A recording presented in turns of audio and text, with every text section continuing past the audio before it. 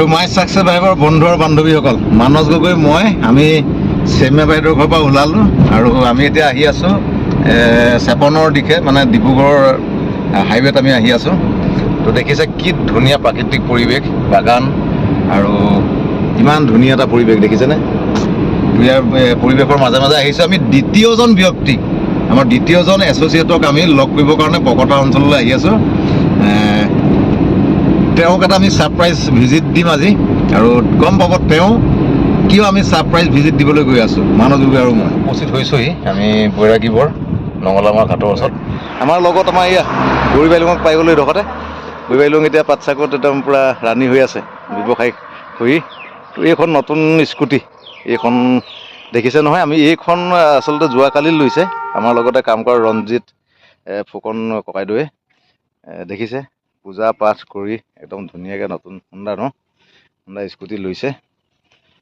আমি এইখনৰ আচলতে শুভেচ্ছা দিবলৈকে আহিছোঁ আমি এই ককাইদেউৰ ঘৰত।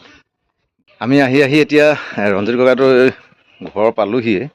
আমি ইয়াত সোমাইছোঁ আৰু এই মোৰ লগত এয়া গৌৰী বাইলুং আহি আছে পিছে পিছে, আগে আগে মানস গগৈ।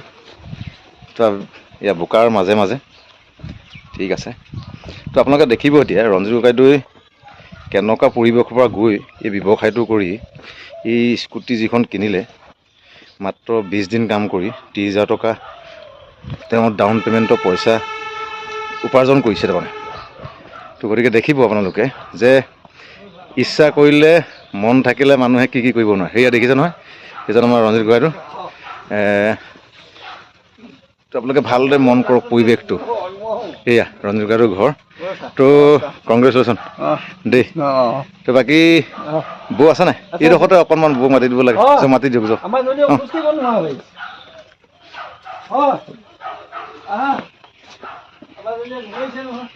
মাৰিছে নেকি? একো নাই। ঐ বৌ কি গাটো ভাল নাই নি? নমস্কাৰ নমস্কাৰ। তো এইজন আৰু এজন আছে আমাৰ দিগন্ত বৰুৱা বুলি কয়, তেখেতৰ আমাৰ ৰঞ্জিত ককাইদেউ হালপতি। নমস্কাৰ নমস্কাৰ। তো অকণমান আমাৰ ফালৰ পৰা মানস গগৈ অকণমান এটা মৰম হয়নে? বাইদেউ হওক, বঢ়িয়া বঢ়িয়া বঢ়িয়া। দুইজনকে দেই আমাৰ ফালৰ পৰা ধন্যবাদ। আৰু এইটো মোৰ ফালৰ পৰা অকণমান উপহাৰ। তো কি আছেনো মানসে দেখাই দিব লাগে হয় নাই? তো কি কি দিয়া হৈছে মোৰ পাহৰি গ'লোঁ কি অনা হৈছিলে।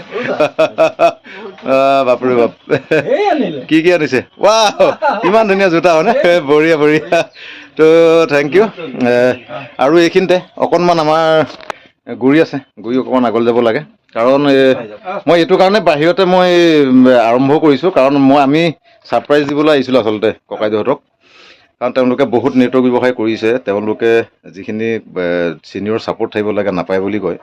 তো আমাৰ লগত এই অনুষ্ঠানটোত মাই ছাকচেছৰ লগত জড়িত হ'লে কি কি ছাপোৰ্ট থাকে, তো আমাৰ আচলতে মনোভাৱটো কেনেকুৱা আমি সেইটোহে তেখেতলোকক বুজাবলৈ গৈছোঁ।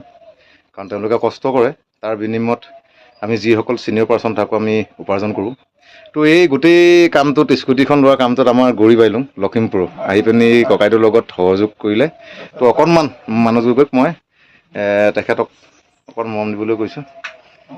তো বঢ়িয়া বঢ়িয়া বঢ়িয়া, গ্ৰেট। তো ব'লক আমি ভিতৰলৈ যাওঁ হয়নে?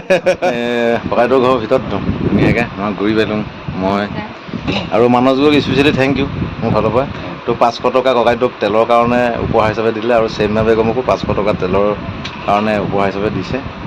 তো ধন্যবাদ মানস। তো আচলতে আমি সহযোগিতা আগবঢ়ালে প্ৰত্যেকে ব্যৱসায়ত বাণিজ্য কৰিলে আমি আচলতে উন্নতি কৰিব পাৰিম হয়নে? তো গৌৰী বাইলুঙক ধন্যবাদ, ককাইদেউক কংগ্ৰেচুলেশ্যন আকৌ এবাৰ।